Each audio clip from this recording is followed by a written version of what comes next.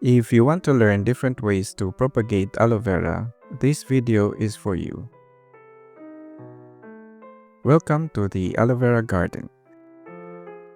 Aloe vera is incredibly prolific when it comes to propagation, producing numerous offsets or pups that can be easily separated and replanted. With the right conditions, it continues to multiply, making it a sustainable and rewarding plant to grow.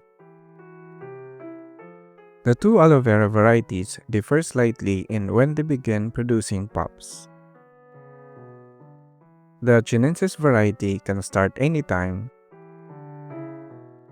while the Barbadensis variety typically begins around 6 months of age. However, there are occasions when Barbadensis produces pups at a very young age, which I've covered in previous videos.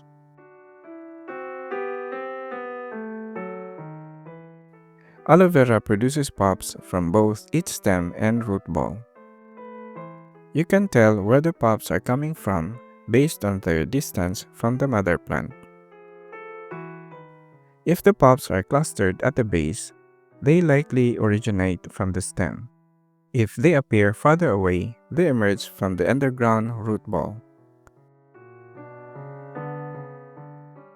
For some reason, aloe vera may slow down in producing pups, which can be frustrating for those who want to expand their collection or maintain a thriving garden. However, if your plant isn't producing as many pups as expected, there are several effective methods to encourage new growth.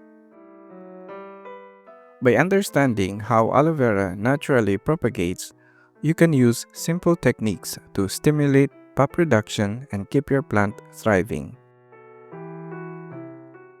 If your aloe vera has an exposed stem, covering it with fresh, nutrient-rich soil can encourage pup production. Over time, aloe vera stretches upward, leaving a bare stem at the base. By adding new soil around this exposed area, the plant is prompted to send out new shoots, not just from the stem, but also from the root ball. 1 month after adding new soil to this plant, it started producing pups on its side. Soil accumulation provides the right conditions for new offsets to emerge. Replacing a portion of the old soil with fresh, nutrient-rich soil will also encourage pup production. Another effective way to stimulate pup production is by cutting the plant. This technique essentially creates two new plants from one, making it an efficient method for propagation.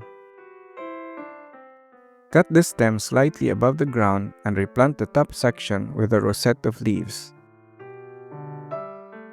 Given time, the upper portion will establish roots and begin producing pups. Meanwhile, the lower part of the plant, still rooted in the soil, will also generate new pups. Aloe vera can produce pups even in the toughest conditions to ensure continued growth. You can use the same techniques when planting aloe vera pups. Cut the pup in two parts, the basal or root section and the upper section with a rosette of leaves. The basal or root section will start producing pups in a couple of weeks,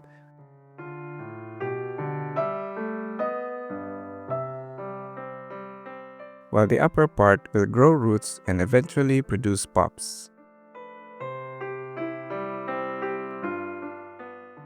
Old root balls of aloe vera can still be a source of new growth.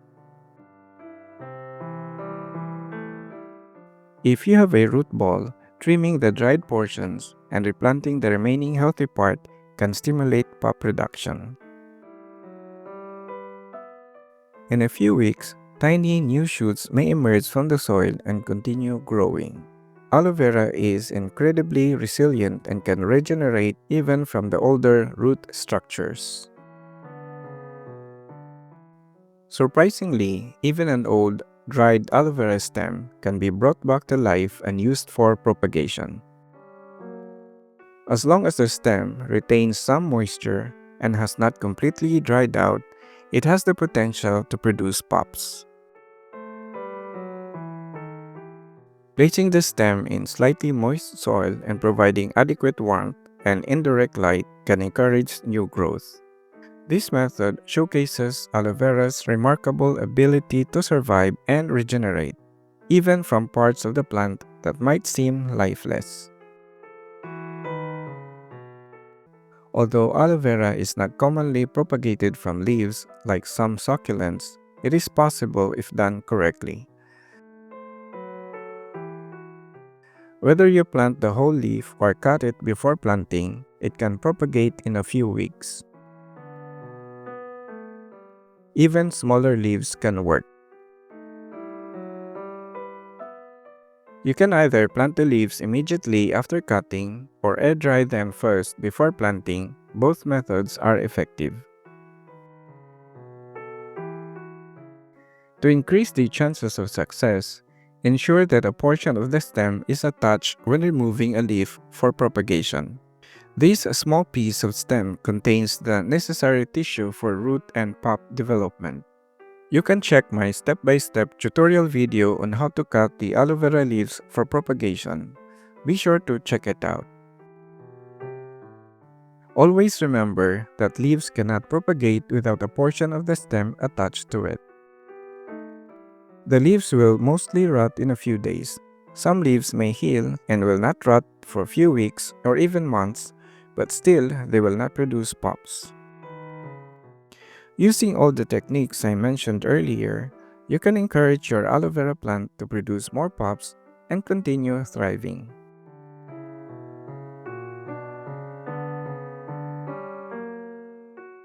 Whether you're covering an exposed stem, cutting the plant for propagation, or even reviving old roots and stems, aloe vera's natural resilience makes it one of the easiest plants to multiply.